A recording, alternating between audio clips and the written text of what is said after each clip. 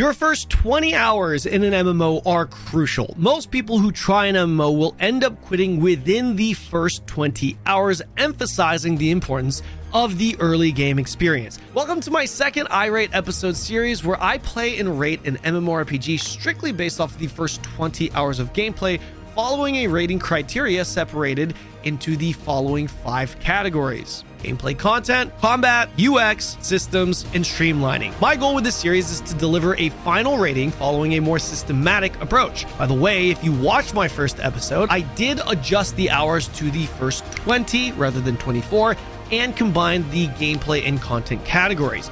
A breakdown of the grades and ground rules should be pulled up right now on the screen, so be sure to pause the video and read them if you'd like. At the very end, we'll tally it up and give it a final grade based on the PC MMORPG user experience. The second game we have in this series is the upcoming Blue Protocol Star Residence. Before diving into the ratings though, let's start with some quick background info to catch you up to speed. If you actually play MMOs, there's no shot you haven't heard of this one, and chances are you've already heard the story before, so I'm not going to bore you with too many details here. Originally developed and published by Bandai Namco, the game just flopped, and it flopped really hard during its Japanese release, and this was after the game had been long anticipated for years. Just when things looked like it was over, the game got picked up by Tencent and was redeveloped by Shanghai Bokura Network Technology.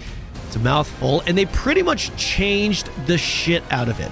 For starters, the game went from Unreal Engine 4 to Unity. The combat was completely revamped and now has a much faster, more fluid action combat system, fairly reminiscent to the Genshin-like games. Speaking of the Genshin-like games, the overall packaging is also more in line with those Genshin-like games, meaning a more mobile UX. And yes, it's also playable on mobile. The final thing I want to mention before diving into this is that Star Residence, like a lot of Chinese games these days, does have gacha. If you want more details on the gacha system or the monetization in general, I do have a video going over it that I'll link in the description below. Alright, so the first section, gameplay and content. This section is going to be a little bit longer since I am combining both categories here, but overall, for the gameplay and content, I'd grade Star Residence a C- for this category when it comes to the first 20 hours.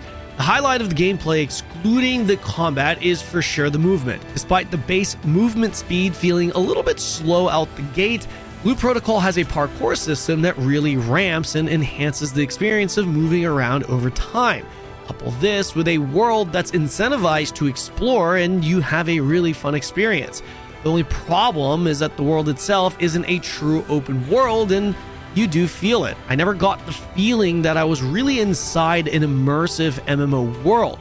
This is partly due to the mobile packaging, which we'll talk more about in the UX section, but I felt it definitely took away from the overall gameplay experience. You tend to see a lot of automated systems in mobile cross-platform games that completely kill the gameplay experience, but I don't think Blue Protocol overdid it. Certainly not to the point where the gameplay is just clicking a button and watching everything take care of itself, but there certainly is a bit of it. Another thing to factor are the daily time gates. Depending on when you play this game, your experience will be different, mainly because Blue Protocol at launch has daily gated content, meaning each day you'll only be able to reach a certain level, with level capping content gradually being unlocked one day at a time on a timer. This has a significant impact on your first 20 hours of play. Rather than being able to just burn through and push vertically, unlocking new content at your own progression pace, you end up hitting caps waiting for the server to unlock the next tier content. But let's talk specifics, starting with the MSQ. The game leads you on an MSQ main story quest line that may or may not have a solid story. I wouldn't know, but the gameplay experience of the MSQ is pretty boring, especially because of how unchallenging it is, not taking advantage of putting more emphasis on the combat experience. There are a couple of cool story fights, but for the majority of the time, you're just breezing through, which diminishes the gameplay portion of it, especially with all the automation, not to mention the daily gates when they do kick in.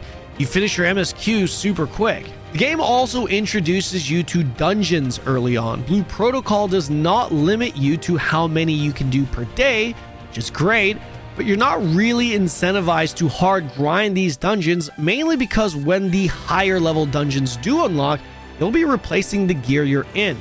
It's not hard to get gear good enough for the next tier dungeon, so the drive to min-max your early game gear becomes trivial. The dungeon designs and fights aren't bad for early level game dungeons, but they're also not good enough to want to do over and over again. They get boring pretty fast if you are grinding them repeatedly. Again, if you start late, you'll just blow by these lower level dungeons, but at launch, when you have daily gates, you may be running these things over and over, and they become very stale and boring when you do that. If you don't want to waste your time min-maxing early gear that you're going to end up replacing in days, there's other things you can do, such as explore, complete horizontal content, life skill, hunt field bosses, but all of this content, in my opinion, is just pretty average when you do them. Nothing that's going to stand out and make you tell your friends, yo, have you done the field bosses or trials? That shit was sick. There's a decent bit of content, but none that are delivered in a very super fun way. This, by the way, seems to be the general theme for this game. Not garbage, but not amazing. Combat is where this game really made strides, and I would say it's the hard carry for the game. I would give it a solid B+ rating. First and foremost, I think the class designs are pretty solid with enough unique class identity to differentiate themselves in an interesting way. The kits are pretty straightforward and easy to understand, but not overly simplistic, making it a snooze fest. The game does a pretty good job pacing the new player with gaining new abilities and traits, making the overall experience less overwhelming. As mentioned before, the combat feels reminiscent to those Genshin-like games where actions and movement are quick and fluid. You have active dodge rolls, and you have cool flashy animations with mini anime cutscenes when performing ultimates. However, the combat for me did lean a bit on the spammier side with a little bit of floatiness when landing your hits. I also feel the overall combat experience would be better early on if the mobs were more challenging and if some of the encounters were more than just spamming skills on a target with a ton of HP. It diminishes the overall gameplay and combat experience. At the end of the day, the combat is pretty good. It's not one that's going to be talked about for ages, and it's certainly not going to set a new standard in the industry. But it's also not going to disappoint the majority of the people. For this to get an A grade from me, it has to be in the conversation of top combat for MMOs. I don't think anyone is going to be putting Blue Protocol in that conversation. From the perspective of a PC user, rating it based on PC MMO standards, I give the UX in Blue Protocol a D. I think it's pretty obvious why I give this an unsatisfactory rating. The game is packaged in your typical mobile-friendly UI. Full screen menus, restricted interfaces, 100 menus that lead to more menus, with each one probably giving you some kind of reward for something, leading to a gameplay experience where half the time you're playing, you're clicking through menus trying to get rid of that red notification that's telling you you have claimable rewards. I'm obviously exaggerating here, but you get the picture. The menus are one thing, but even interacting with NPCs or gear and crafting menus all just don't feel great for a PC user. The only reason why I don't give it an F grade is because of two reasons. One, there are at least some conveniences and quality of life features built into the menus. For example, if I'm not sure where a specific item or currency comes from, the game does allow me to easily find out by clicking on the item. Two, while the UX is your typical mobile-friendly design, it isn't bad to the point where it makes you quit the game. Well, at least for most people, it won't. It's tolerable if you really enjoy the game. When it comes to the systems in Blue Protocol, you have a good bit in this department, which I really do appreciate from a quantity perspective, but I just don't love the way some of them are delivered. Overall, I have to give this a D grade. Starting with some of the things I liked. The passive skill tree. This, I felt, was done pretty well in the early game, not only offering build variety later on, but a smooth, easy, non-penalizing experience for the new user, allowing you to respec your points for free and eventually getting everything from the first tree. This, I felt, was a solid introduction to the second tree where you can't get everything. Then you have the parkour system.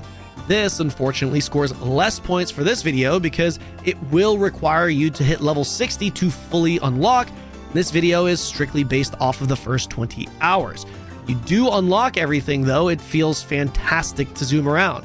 It is still a great system even early on, just obviously not as good as when you're level 60. Life skilling and crafting also play a major role in Blue Protocol. While I like the importance of life skilling and crafting in an MMO, I feel in Blue Protocol they could have done a better job with the systems. In fact, pretty much all of the other systems that are in the game that you're introduced to within the first 20 hours is pretty average stuff, with a lot of them being in line with a more mobile experience. From interacting with systems to how you go about acquiring items or completing tasks, this includes the gacha systems, which I'm obviously not a big fan of. The game just doesn't have anything that I can sit down and point at saying, this is great. One of the biggest benefits to mobile-friendly systems is that you're handheld a lot, sometimes too much, and oftentimes with a ton of info thrown at you at once. Blue Protocol strikes a solid balance for the most part in this regard. The game is very easy to understand as a new player, and very little has to be looked up via a third-party source because the game shows you where every item can be obtained. There is a bit of item bloat, but if you follow the general rule of I'm not going to open up anything and I'm just going to hoard for now, you can't really go wrong early on. As the game opens up, you're introduced to more materials you need, and again, the game does a pretty good job of helping you through that process. While the mobile-friendly systems help handhold the new player, the downside is that you also have that classic mobile menu for days issue where there are just way too many menus, leaving a new player oftentimes trying to figure out how to even get back to that one menu and constantly going through said menus to claim things on things they don't fully understand yet. Despite this, any MMO that is designed in a way where a new player can play on his own for the first time, not get lost, and understand most of the things in front of him generally deserves at least an above average grade for the Streamlining. Overall, for Blue Protocol Star Residence, we have a C grade or a 2.1 GPA for the first 20-hour experience. TLDR guys, Blue Protocol Star Residence is a game that separates itself mainly because of its anime aesthetic. If you were to remove the anime aesthetic, it's a pretty standard game that happens to have a more Genshin-like or mobile game packaging to it, and that's going to be for a lot of you guys a complete no. It's going to be a complete turnoff, and for some of you guys, you're going to be totally fine with it. It's also a game that delivers a more cozy, casual-friendly, non-sweaty experience, and that's also going to be something that some of you guys prefer and some of you guys don't. Let me know what you guys prefer in the comment section below. Don't forget to like and subscribe. That's going to pretty much close out this video, guys, and yeah, I'll see you guys in the next video.